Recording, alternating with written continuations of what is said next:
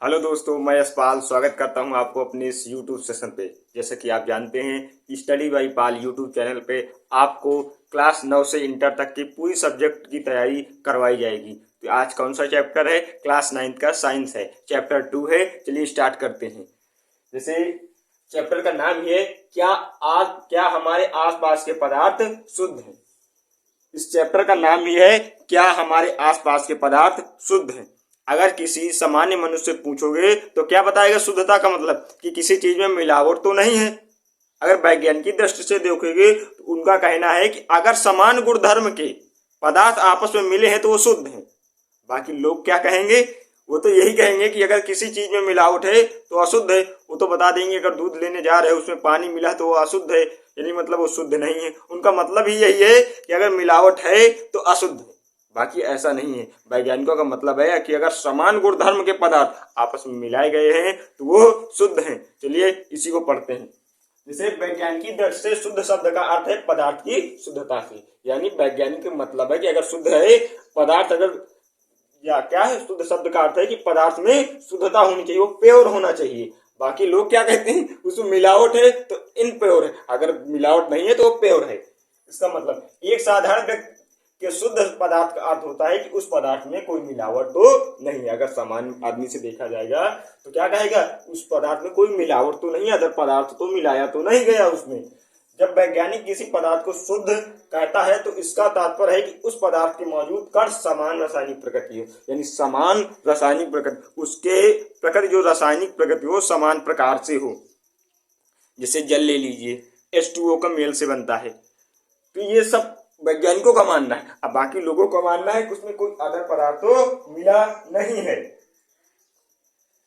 तो फिर आगे पढ़ेंगे, यानी समान कण रासायनिक प्रकृति के तो नहीं, शुद्ध पदार्थ कुछ ऐसे पदार्थ जिनके गुणधर्म समान होते हैं। वैज्ञानिकों का मानना है कुछ ऐसे पदार्थ जिनके गुणधर्म समान होते हैं, वो क्या होते हैं? शुद्ध होते हैं। जैसे तांबा ले लीजिए, ऑक्सीजन ले लीजिए, जल ले लीजिए। जल का मैंने उदाहरण पहले भी लिया है। जल क्यों? क्योंकि उसमें H2 यानी हाइड्रोजन के 2 परमाणु, ऑक्सीजन का 1 परमाणु मिलता है। ऐसे तो हो गया, अगर देखा जाए तो वो भी अशुद्ध होना चाहिए? नहीं, उसके समान गुणधर्म, वो जो पदार्थ बन रहा है उसकी गुणधर्म क्या समान है। इस वजह से जब H2O मिलता है तो क्या बनता है? जल। वो जल शुद्ध है इसी वजह से। कुछ ऐसे पदार्थ जिनके गुणधर्म समान होते हैं और जिन्हें द्रव के विभिन्न गुणों वाले एक से अधिक रूपों में भौतिक रीतियों का पृथक नहीं किया जा सकता। क्या जल को आप भौतिक रीतियों से पृथक कर सकते हैं? नहीं कर सकते। क्यों? क्योंकि वो आपस में ऐसे मिले हैं, क्या समान प्रकार से मिले हुए हैं, उसमें कोई मिलावट प्रतीत ही नहीं होती। क्योंकि जल बनेगा तो H2O के मेल से ही बनेगा। उसको क्या आप अलग कर सकते हो? अलग कर सकते हो, बाकी भौतिक विधियों से नहीं अलग कर सकते। जल को रासायनिक विधियों से तो अलग कर सकते हो, हाइड्रोजन के परमाणु अलग कर सकते हो और ऑक्सीजन का परमाणु अलग, लेकिन भौतिक विधियों से कर सकते हो? नहीं कर सकते। भौतिक विधि वो होती है जिसके आकार अवस्था में परिवर्तन होता है, वो भौतिक विधियां होती हैं। समझ गए आप? इन सभी अणुओं की रासायनिक प्रकृति समान होती है। क्या? इन सभी अणुओं की रासायनिक प्रकृति क्या होती है? समान होती है। ऐसे पदार्थों को शुद्ध पदार्थ कहते हैं, यानी जिनकी रासायनिक प्रकृति समान होती है उन्हें शुद्ध पदार्थ कहते हैं। शुद्ध पदार्थ को हम 2 भागों में बांटा गया। क्या? शुद्ध पदार्थ को 2 भागों में बांटा गया है। कैसे? हमने लिखा भी है, तत्व और यौगिक। आप तत्व तो जानते होंगे, सभी लोग तत्व के बारे में अच्छे से जानते होंगे। तत्व में आते हैं धातुएं, अधातु। धातु और अधातु ये किस में आते हैं? तत्व में। तत्व में आते हैं धातु और अधातु। और यौगिक, यौगिक के बारे में भी हम आगे आपको बताएंगे। जैसे यौगिक में ले लीजिए क्या? नमक। यौगिक में नमक, शक्कर इत्यादि ले लीजिए। नमक को आप जानते हैं, नमक में क्या होता है? NaCl। नमक का फार्मूला क्या होता है? आप जानते होंगे, नमक का फार्मूला होता है NaCl। मतलब NaCl में मतलब इसमें क्लोरीन भी मिला है, सोडियम भी मिला हुआ है। इसमें सोडियम भी मिला हुआ है और क्लोरीन भी मिला हुआ है। ये क्या हो गया? यौगिक। यौगिक का मतलब ये है जोड़ना। आप समझ सकते हैं, यौगिक मतलब, योग मतलब जोड़ना। किसी पदार्थों को आपस में ऐसे जुड़े हों क्या हूं, एक नए पदार्थ का निर्माण की हूं जिसे NaCl। आप समझ सकते हैं। चलिए अब हम शुद्ध पदार्थ को वर्गीकरण करके आपको दिखाते हैं। जो भी डाउट होगा इसमें आपको बिल्कुल क्लियर हो जाएगा कि शुद्ध पदार्थ है क्या। पहले उसकी डिफिनीशन पढ़ ली है, उसमें प्रकार भी पढ़ लिए हैं, तत्व और यौगिक 2 प्रकार से होते हैं। अब उनको क्या फैमिली ट्री से बना के पढ़ाते हैं। आपको बेसिक से इतना अच्छा समझ में आ जाएगा क्योंकि आपने पहले से उसे पढ़ रखा है। शुद्ध पदार्थ क्या है, जो समान रासायनिक प्रकृति के हों, यानी समान उनकी प्रकृति हो, जैसे जल। चलिए इसको, जैसे शुद्ध पदार्थ हमने डाला, शुद्ध पदार्थ, इसमें क्या हो गया, तत्व। तत्व में क्या आते हैं तुम्हारे, हाइड्रोजन, ऑक्सीजन, लोहा, तांबा, ये सब क्या है, तत्व है। अब इसको भी हम 2 भागों में पार्टीशन करें। जैसे आप जानते हैं धातु, जिनमें क्या होता है, तन्यता होती है। जैसे धातु में सोना चांदी हीरा, वो सोना चांदी हीरा तो अधातु में आ जाएगा। तो ये सब क्या है, धातु है। जैसे कापर, आयरन। धातु का मतलब ही होता है जिसमें क्या आघात वर्धनता हो, जिसे पीट पीट कर पतली चादर के रूप में बनाया जा सके, ये सब धातु है। जैसे हमारी ये तार आती है क्या, कापर की, ये सब धातु है। इनको पतले तार के रूप में बनाया जा सकता है। ये विद्युत के सुचालक होते हैं। आधातु इसके अपोजिट होते हैं, वो विद्युत के कुचालक होते हैं। यानी आधातु क्या होते हैं, विद्युत के कुचालक होते हैं, अधातु विद्युत के सुचालक होते हैं। यानी अधातुओं को पतली चादर के रूप में नहीं बांटा जा सकता। जैसे इसमें आ जाए गंधक, कार्बन। कार्बन जानते हो, उसको पतली चादर के रूप में कर सकते नहीं। आप कार्बन के कई अपर रूप देखें, सिर्फ कार्बन में जो अपर रूप कुछ होते हैं जो विद्युत के सुचालक होते हैं, बाकी सब ये आधातु कुचालक होते हैं। आप देखे होंगे, कहीं गए होंगे जहाँ ईंट पकाई जाती है, वहां आप देखे होंगे उस तरह पत्थर के टाइप में काला काला होता है, ये सब कार्बन होता है। इसको पीटो, ये फूट के बिखर जाएगा, पतली चादर नहीं बनेगा। जबकि धातु क्या है, उनको पीटने पर पतली चादर बन जाती है, उनको तार बनाए जा सकते हैं, वो विद्युत के सुचालक होते हैं। आप अपने घरों में जब बल्ब जलाते हैं, बटन दबाते हैं, तुरंत बल्ब जल जाता है।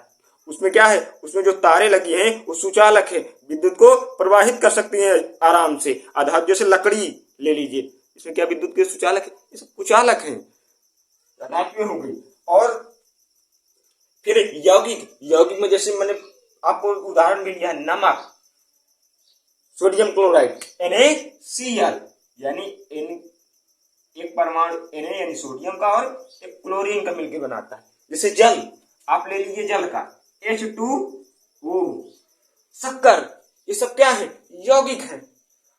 फिर इसके आगे हम पढ़ेंगे, अब शुद्ध पदार्थ तो पढ़ लिए, अब मिश्रण पढ़ेंगे, जिन्हें मिलाया जाता है उनको पढ़ेंगे। तो मिश्रण क्या है, जब 2 या 2 से अधिक तत्वों अथवा यौगिकों को बिना किसी निश्चित अनुपात में मिलाया जाए वो मिश्रण है। मिश्रण का मतलब है कि उसको निश्चित अनुपात में नहीं, कोई कम चीज है कोई ज्यादा चीज है, अगर मिला दोगे तो क्या हो जाएगा, मिश्रण बन जाएगा। उसके अनुपात निश्चित नहीं होता। जैसे हमने क्या लिया, जल। जल में एक निश्चित अनुपात है, हाइड्रोजन के 2 परमाणु है, ऑक्सीजन के 1 परमाणु, ये निश्चित है। और यौगिक जो मिश्रण होता है इसमें अनिश्चित होते हैं।